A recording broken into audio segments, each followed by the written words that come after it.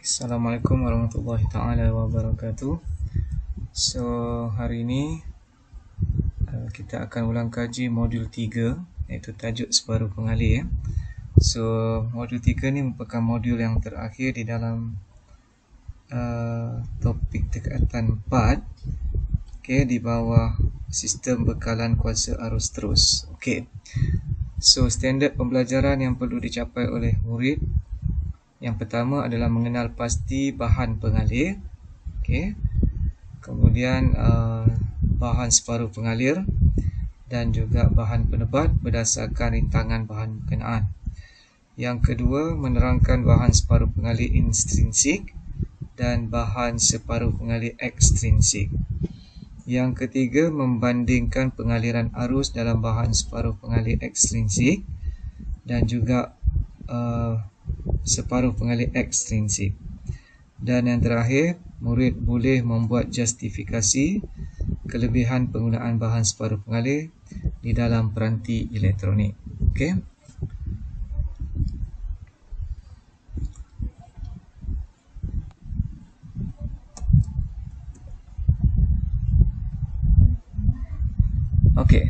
So kebanyakan peranti elektronik ataupun alat elektronik, kandungan ataupun bahan utama pembinaannya adalah daripada jenis bahan separuh pengalir.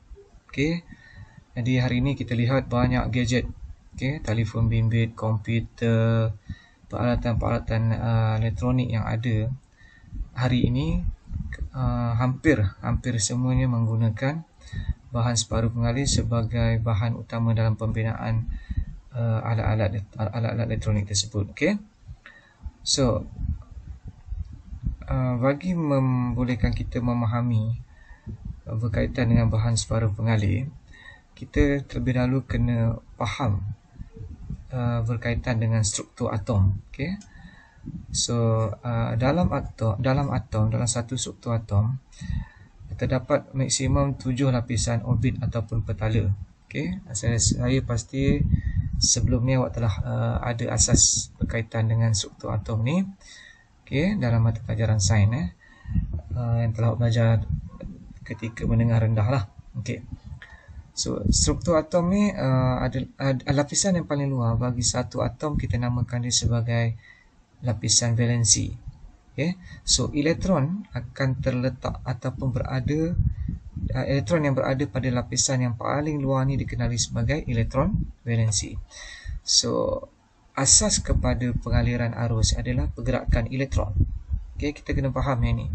So elektron yang bergerak, elektron yang bergerak ataupun yang terpisah ataupun keluar daripada lapisan atau petala atau orbit yang paling luar tadi dikenali sebagai elektron valensi. So untuk membolehkan elektron tadi bergerak ataupun keluar daripada lapisan orbitnya tu, so dia perlukan tekanan, So tekanan tu adalah voltan lah, ataupun beza U paya. So pergerakan elektron tu, mana bila elektron bergerak, dia akan meninggalkan lubang.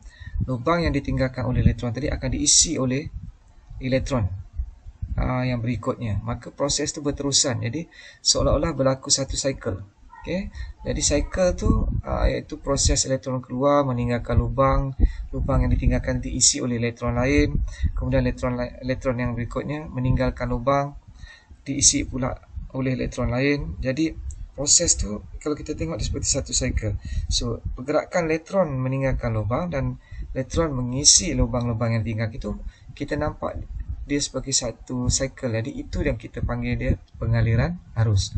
Itu yang berlaku pengaliran arus. So ringkasnya, pengaliran arus ni adalah disebabkan oleh pergerakan elektron. So elektron ni mudah bergerak keluar kerana dia terletak pada orbit ataupun petala ataupun lapisan orbit yang paling luar. So lapisan ini tidak akan memuatkan lebih daripada 8 elektron valence. Bilangan elektron valence inilah yang akan menentukan sifat elektrik satu bahan.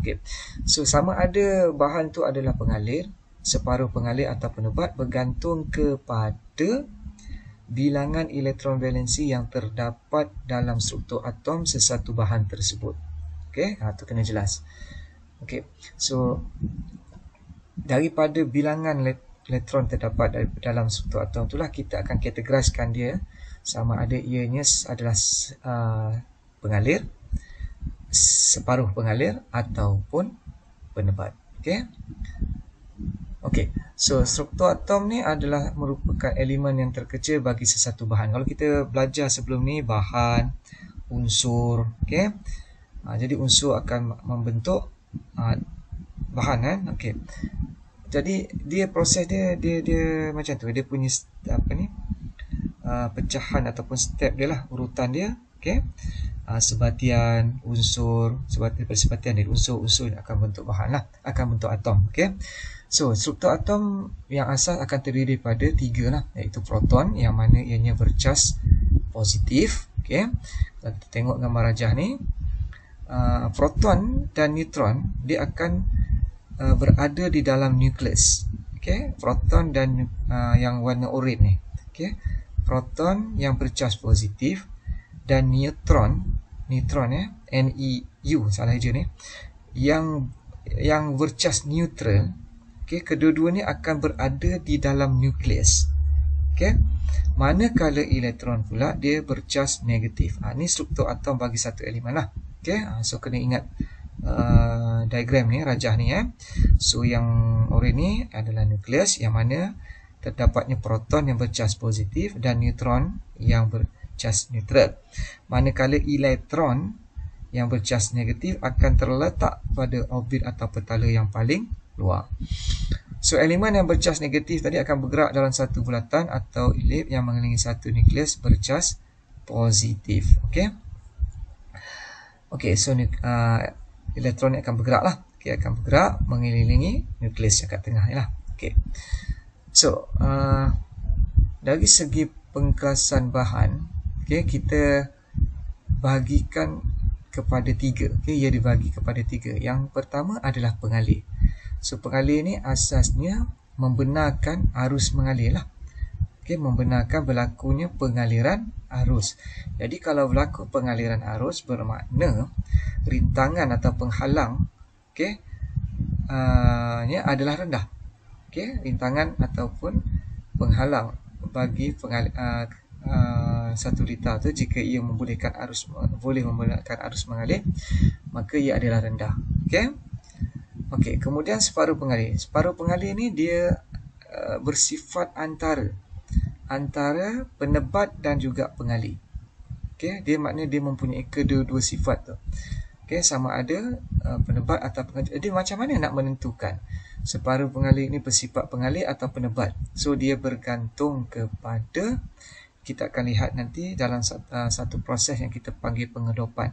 Okey, kita dopkan dia tu dengan bahan apa untuk membentuk ia jadi pengalir ataupun untuk membentuk dia menjadi penebat. Okey. So pengalir tadi membenarkan pengaliran elektrik berlaku lah. So conduct electricity. So makna rintangannya rendah lah. So characteristic of conductor of an insulator, maksudnya dia mengandungi kedua-dua ciri. Okey, separuh pengalir ni mengandungi kedua-dua ciri sebagai pengalir dan juga penebat. Manakala penebat pula tidak membenarkan pengaliran arus berlaku disebabkan rintangannya tinggi. Okey, so kena ingat tu lah, kenapa tidak berlaku pengaliran arus, kerana rintangan yang tinggi lah.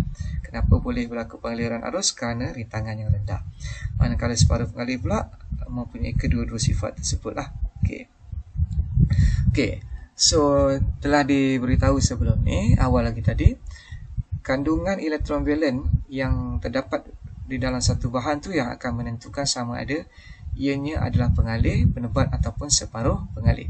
So, sekiranya kandungan elektron di dalam satu bahan itu adalah antara 1 hingga 3, maka sifat bahan itu adalah pengalir. Okey, maka dia boleh membenarkan pengaliran arus berlakulah. Dan bila ada pengaliran arus berlaku, bermaksud rintangan yang rendah. Okay, rintangan yang rendah ada dalam litar tu. Okay. So atom di dalam pengalir dia cenderung untuk melepaskan elektron valens dan menjadi elektron bebas. Ingat, elektron valens adalah elektron yang terletak pada valensi yang paling luar. So bila elektron ni bergerak, okey, maka dia menjadi elektron bebas. Pergerakan elektron bebas itulah berlakunya pengaliran arus. Okey, itu dia punya urutan dia. Okey, itu urutannya. Maknanya arus ni mengalir. Kenapa arus boleh mengalir? Arus boleh mengalir kerana adanya pergerakan elektron bebas. Kenapa elektron bebas boleh bergerak? Kerana ia terletak di valensi ataupun petala atau orbit yang paling luar yang bersifat mudah untuk terkeluar daripada orbit sekiranya ada tekanan. Okey. Kemudian bagi penebat pula, kandungan elektron valensi dia adalah antara bilangan 5 hingga 8. Okey. So dia tidak boleh mengalirkan elektrik kerana kerintangan yang tinggi. Okay? So atomnya cenderung untuk menerima elektron valens daripada atom yang lain bagi memenuhkan lapisan valen dan menjadikan ia sebagai atom stabil dan mampu menghindarkan sebarang aktiviti elektrik atau kimia. So dia kalau pengalir tadi, atomnya cenderung untuk melepaskan elektron valensi. Terbaliknya pula bagi penebat, atomnya cenderung untuk menerima. So dia adalah sebagai penerima. Yang tadi sebagai donor lah, okay, untuk pengalir tadi. Okey. Dan yang terakhir, separuh pengalir pula, dia mengandungi 4 elektron valensi, juga dikenali sebagai separuh pengalir hakiki ataupun stabil. Okay, stabil. Jadi kalau kita tengok satu orbit tu, maknanya atas satu, bawah satu, kiri satu, kanan satu. Jadi kalau kita buat bangunan tu, maknanya kita buat tapak dia, tiang dia 4, maknanya dia stabil. Okay. So keadaannya adalah di antara perantaraan pengalir dan penebat. So dia tidak mudah untuk melepaskan dan juga tidak mudah untuk menerima elektron valens daripada atom-atom yang lain. Okay. So ini dia punya rumusan kandungan sifat bahan-bahan yang kita bincang tadi, itu sama ada ia adalah pengalir, penebat ataupun separuh pengalir. Okey. Bila kita bercerita pasal elektron, kita tak boleh lari daripada bila kita bercerita pasal bahan separuh pengalir ni, bahan sama ada pengalir, separuh pengalir dan juga penebat, kita tak boleh lari daripada jalur tenaga lah ataupun energy band. Cuma di dalam kita punya kandungan sukatan pelajaran, jalur tenaga ni tidak diletakkan di dalam standard pembelajaran lah. Okay, tetapi dia adalah baik untuk kita tahulah, supaya kita mudah faham kenapa boleh berlaku pengaliran arus ataupun kenapa penebat boleh menghalang. Okay. Dalam jalur tenaga ataupun energy band dia terdiri pada 3 lah, iaitu conduction band, forbidden gap dan juga valency band. Okay. So bagi penebat, kalau kita tengok dia punya forbidden gap ataupun ruang tenaga tu adalah besar. Okay, adalah besar. Jadi elektron yang berada pada valensi ni, pada valensi band ni, nak menyeberang ke band pengalir ataupun band pengaliran lah, tidak boleh lah. So sebabkan yang hijau ni ruang ataupun dia punya gapnya besar lah, macam ibarat ni longkang, jadi kita nak seberang tu susah. Okay. Yang hijau ni ibarat longkang, jadi kalau kita berada dekat valency band ni, kita nak pergi ke conduction band ni, dia sukar. Jadi sebab tu dia pengaliran arus tu sukar berlaku tu dalam penebat. Manakala jalur tenaga di dalam separuh pengalir pula,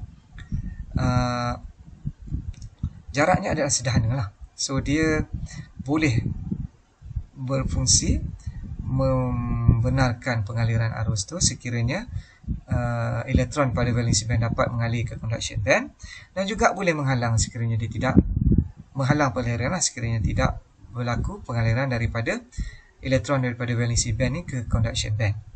Manakala energy band pula, dia seolah-olah berada dalam satu jalur. Jadi sebab tu pengaliran elektron daripada valency band ni ke conduction band mudah. Okay, dia tidak ada gap sama ada gap yang besar ataupun yang sedar lah. Okay. Jadi ruang tenaga ataupun forbidden camp antara bahan mempunyai luas yang berbeza-beza lah kalau kita tengok yang hijau ni. Pada pertebas dia mempunyai luas yang sangat besar, maka menyukarkan elektron pada valency band untuk seberang mengalir ke dalam conduction band. Manakala pengalih pula dia ruang tenaga dan jalur pengaliran ni dia bertindih, maknanya across lah dia, maknanya dengan valency band ke conduction band ni dia bertindih, maka menyebabkan elektron boleh mengalir dengan mudah. Okey, itu perbincangan secara ringkas lah berkaitan dengan jalur tenaga. Okey. Okey. So jenis paruh pengalih. Okey, kita dah kenal tadi apa jenis pengalih, apa jenis apa yang mengkategorikan dia sebagai pengalih kerana bilangan elektron dia tadilah antara 1 hingga 3. Apa pula yang dikategorikan sebagai penebat sebab bilangan elektron dia 5 hingga 8 tadi. Manakala separuh pengalih bilangan elektron valensi dia adalah 4. Okey. So separuh pengalih ni terdiri daripada dua lah. Satu kita kenali sebagai intrinsik. Okey. Dan juga yang kedua dikenali sebagai ekstrinsik. Intrinsik adalah juga dikenali sebagai semikonduktor atau separuh pengalih yang tulen, pure lah. Maksud tulen ni dia tidak bercampur dengan apa-apa bahan lain. Okay, this original, pure betul. Itu tulen, intrinsik. Manakala contohnya karbon, silikon, germanium. Jadi kalau kita lihat silikon dan germanium ni paling banyak digunakan di dalam sebagai bahan binaan ataupun bahan buatan peralatan elektronik. Paling banyak digunakan adalah silikon dan germanium. Jadi silikon dan germanium ialah antara bahan semikonduktor lah. Okey, bahan semikonduktor. Okey, manakala ekstrinsik pula adalah dia melalui satu proses yang kita panggil doping. Doping ni maksudnya kita dop, macam adopt. Macam orang adopt anak angkat, dia ambil anak orang lain tu sebagai anak dia adopt. Jadi doping ni maknanya kita campurkan dia tidaklah campur, maknanya dia melalui proses doping. Okay? Dengan bahan lain, iaitu pengalih semikonduktor tadi yang tulen tadi, separuh pengalih yang tulen ataupun hakiki tadi, contohnya silikon, germanium, kita dopkan dengan bahan lain. Contohnya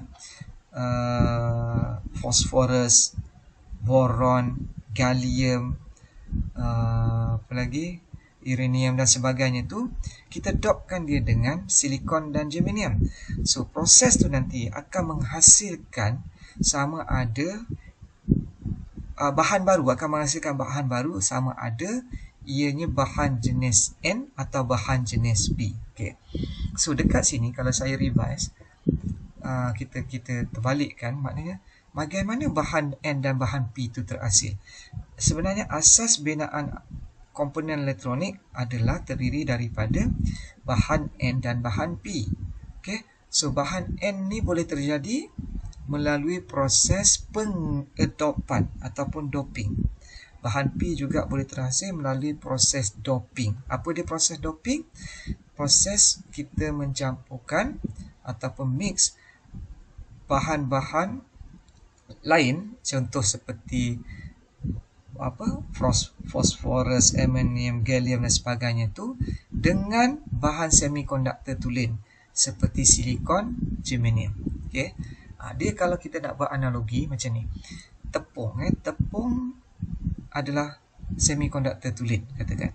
Jadi kita campurkan tepung ni dengan air, dengan bahan-bahan luaran lain lah, macam yeast dan sebagainya. Kita uli dia akan membentuk jadi apa? Dough, kata, untuk kita buat roti canai. Itu dough atau roti canai itu adalah bahan N. Tepung ni juga kita campurkan dengan bahan yang lain pula, dia boleh jadi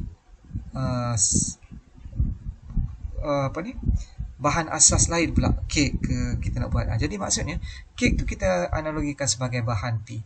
Maknanya tepung tadi sebagai semikonduktor tulen, kek adalah bahan P, roti canai adalah bahan N. Macam mana boleh jadi roti canai? Sekiranya tepung tadi dicampur dengan resepi-resepi tertentu ataupun bahan lain yang kita panggil. Macam mana jadi kek? Dicampurkan tepung tadi dengan resepi-resepi yang tertentu untuk membentuk dia menjadi kek. Okay. So kita boleh buat analogi macam tu untuk mudah faham lah. Jadi kita katakan yang tepung tu sebagai semikonduktor tulen, maka campuran bahan asing melalui resepi tertentu menghasilkan kek, itu bahan N. Campuran resepi yang lain pula dengan tepung tadi menghasilkan roti canai, iaitu kita boleh analogikan sebagai bahan N. Jadi dari mana datangnya kek dan roti canai tadi? Daripada tepung yang dicampurkan dengan ataupun didopkan dengan resepi-resepi tertentu. Jadi kek tu kita anggap sebagai bahan N.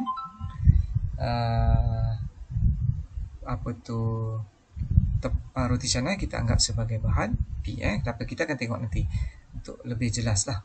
Okey. Ini kita punya conclusion atau rumusan dia lah.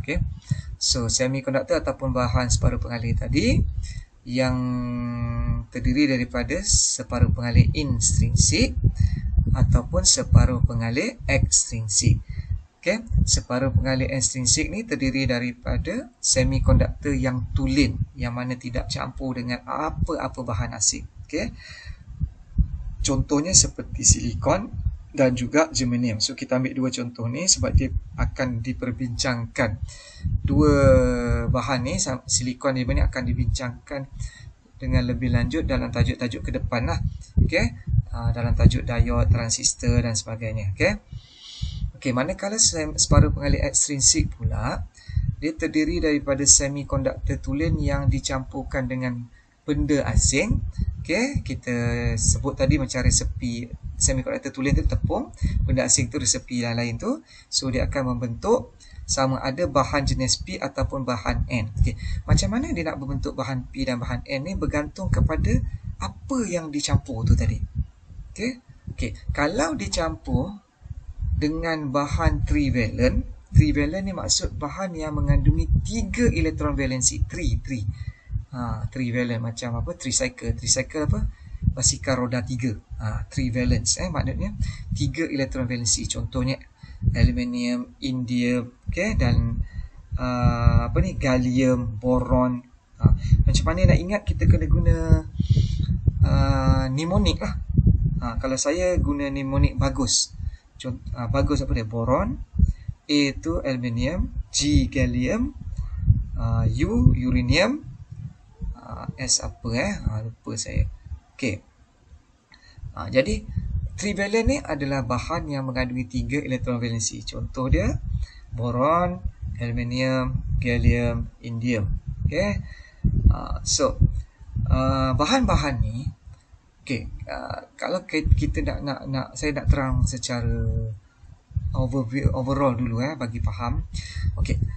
Kita tahu semikonduktor tulen tadi ada 4 elektron valensi.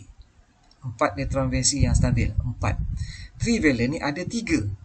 Jadi 4 dengan 3 bila kita nak campurkan dia, jadi setiap atom ni, antara atom-atom ni bila dia bergabung, bercampur ni, dia akan membina ikatan antara atom-atom tersebut melalui ikatan yang kita panggil sebagai covalent band ataupun ikatan covalent. Apa dia ikatan covalent? Ikatan covalent ni memeterai ataupun menggabungkan antara atom-atom yang bersebelahan.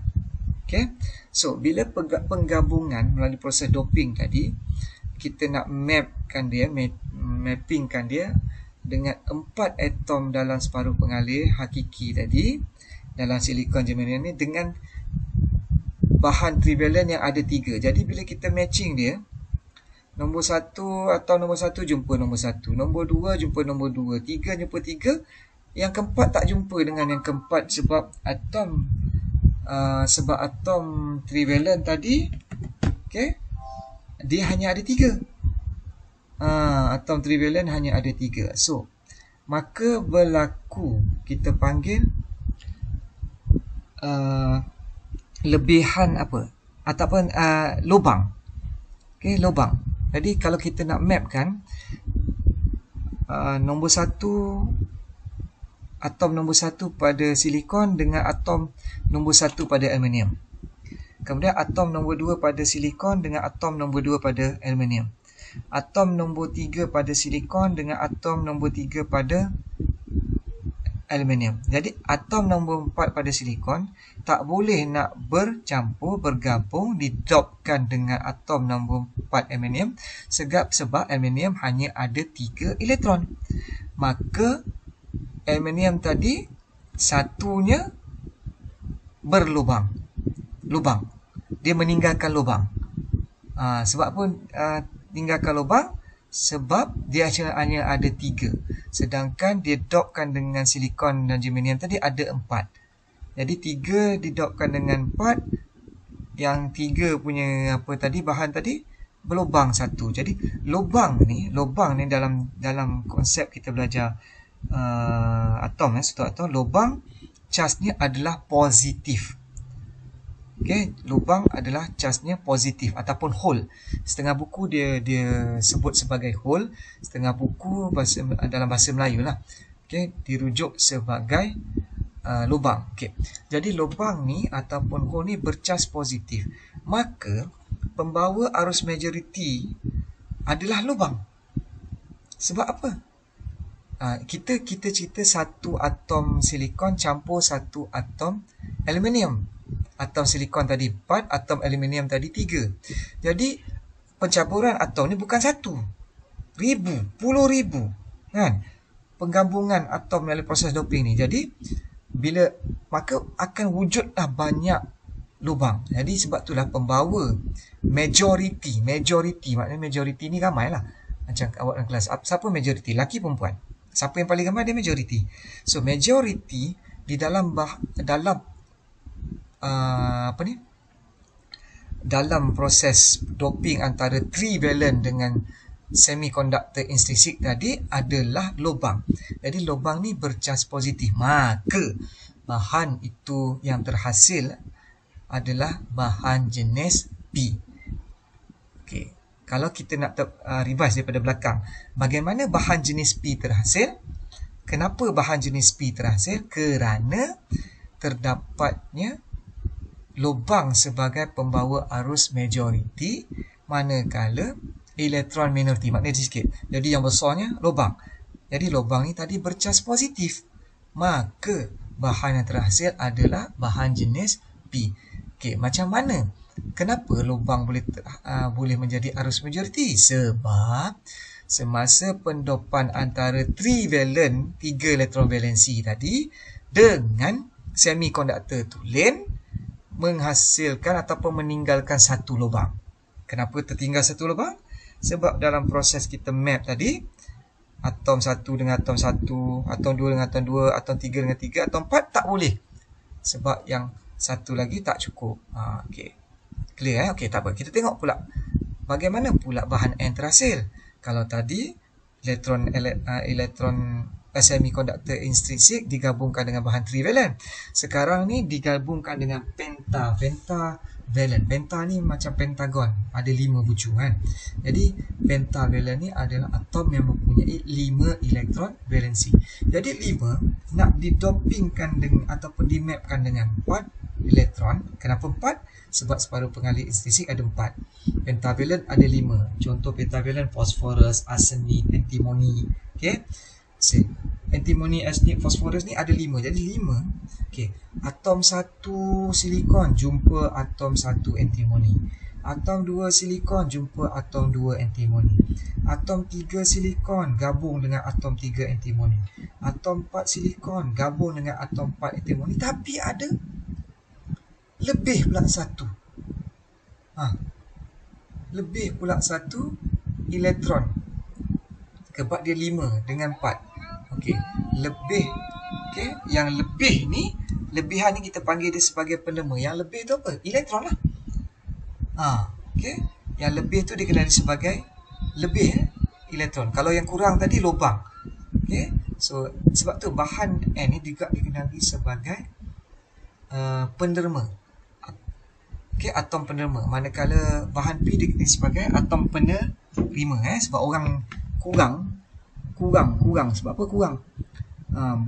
Tak cukup kan? 3. Jadi dia terima. Okey. Kalau orang ada lebih, Patut 4 ada lebih 1, dia sebagai penderma.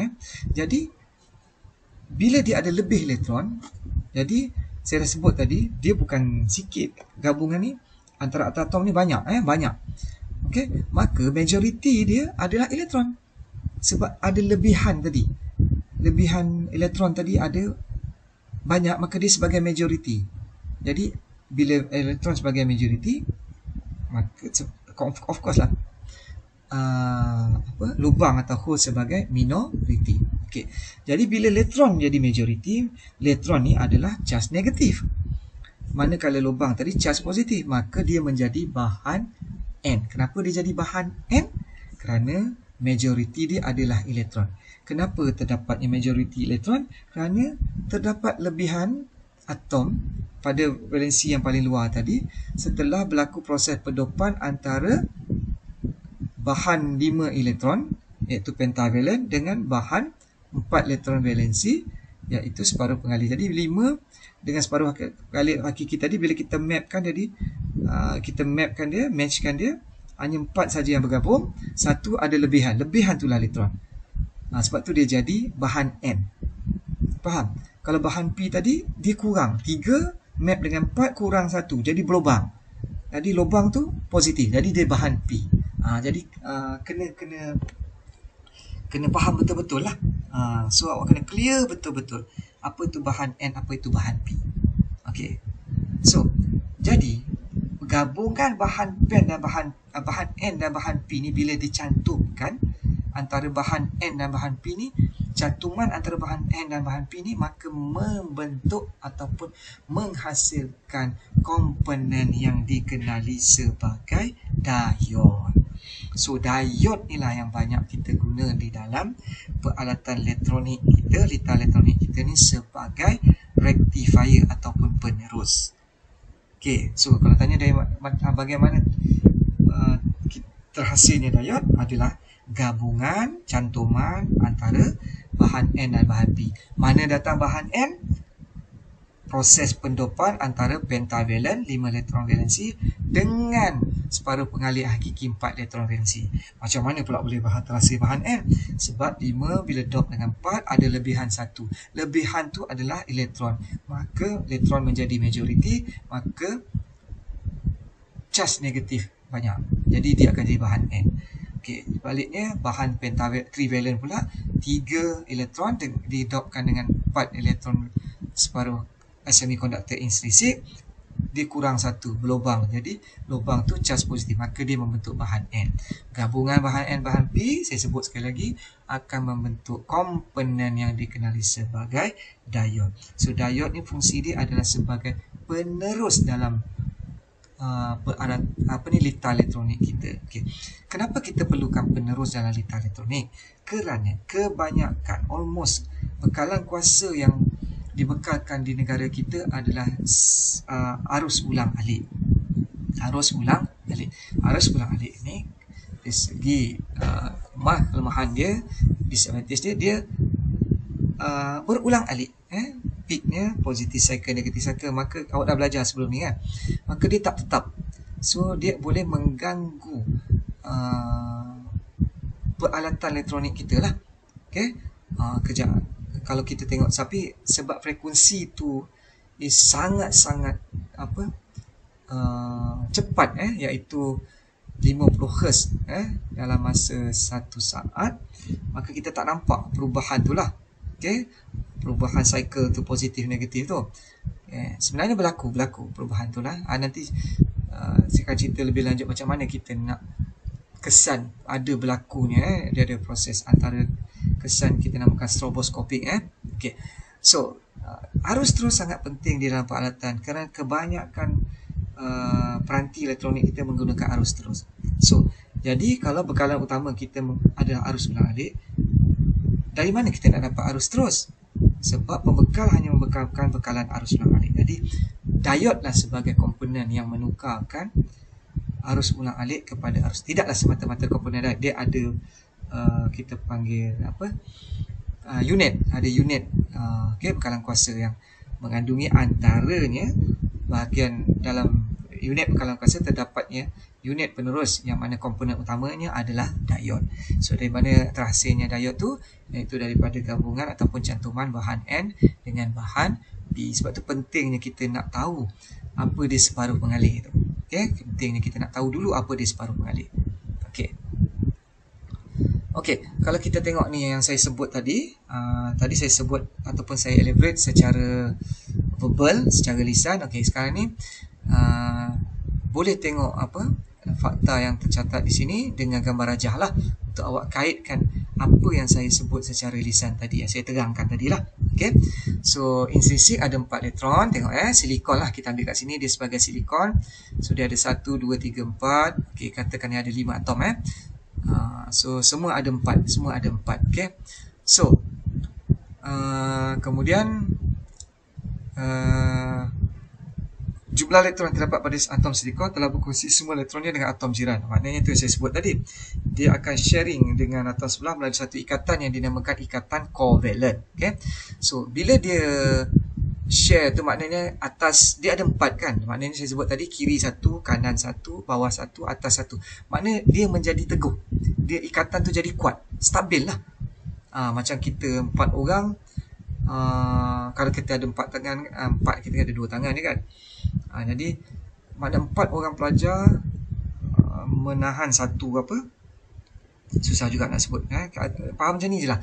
Maknanya di atas dia bergabung dengan satu apa, elektron kanan, kiri, bawah. Maknanya dia akan jadi elektron yang stabil dan kuat lah. Sebab tu dia panggil atom untuk intrinsik ni atom yang stabil. So dia stabil sebab dia mengikat antara satu sama lain di kiri, kanan, atas dan bawah. Itu sebab dia. Okey.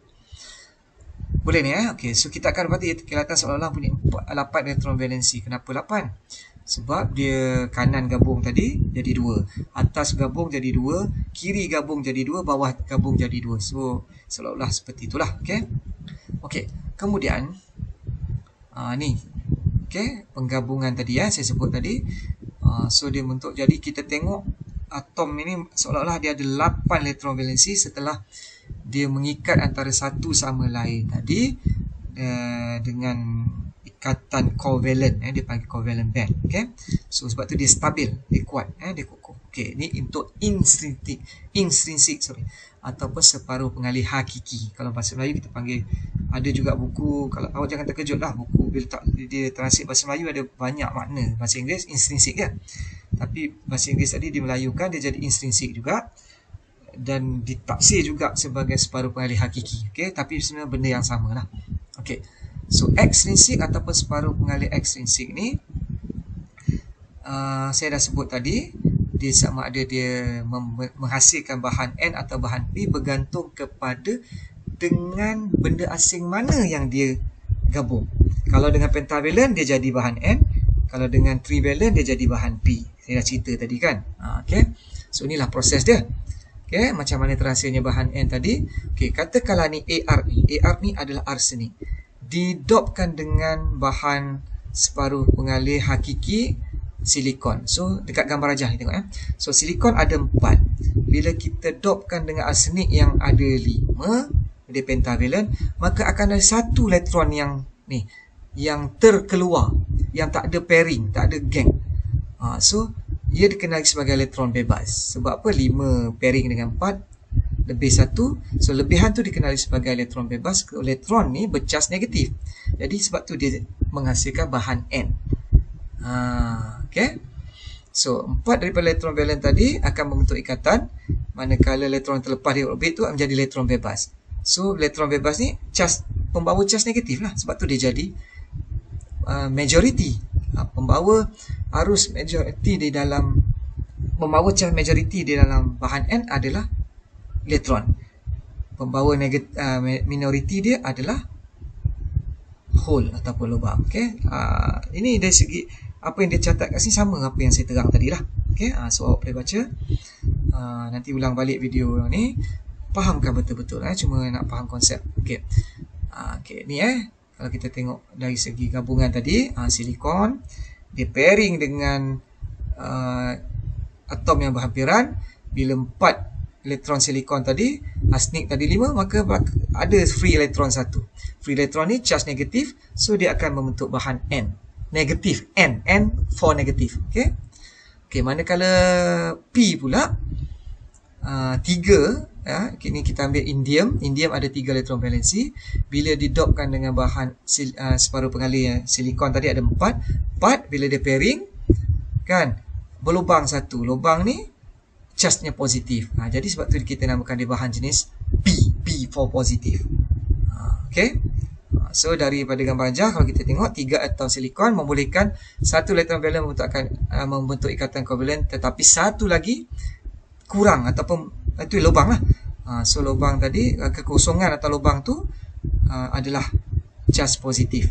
Maka dia menghasilkan bahan jenis P. Jadi kalau kita tengok dekat sini, itulah proses dia.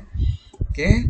Silikon combine, satu lubang sebelah kiri, satu lubang bawah, satu lubang kiri, atas tak boleh nak combine. Jadi dia jadi lubang lah. So lubang tadi bercharge positif, maka dia menghasilkan bahan jenis P. Okay, so saya harap awak cukup jelas faham penghasilan bahan N dan bahan P ni. Okay, so saya rasa cukup setakat tu. So nanti kita akan sambung pula konsep pengaliran arus di dalam bahan separuh pengalir. Ini sangat penting untuk kita faham konsep pengaliran arus dalam bahan-bahan separuh pengalir ini, supaya bila kita bincang tentang tajuk yang ke depan lagi, dia akan melibatkan tentang konsep pengaliran arus ni. So kalau kita tak faham pengaliran arus dalam bahan separuh pengalir intrinsik ni, iaitu dalam bahan N, bahan P, dia ada perbezaan pengaliran arus dalam bahan N dengan bahan P. Kita faham yang tu, kita jelas yang tu, bila kita masuk pada tajuk diode transistor ke depan ni, operasi kendaliannya kita dapat faham dengan mudah dan kita dapat terang dengan mudah. Okay, so kita akan bincang benda tu pada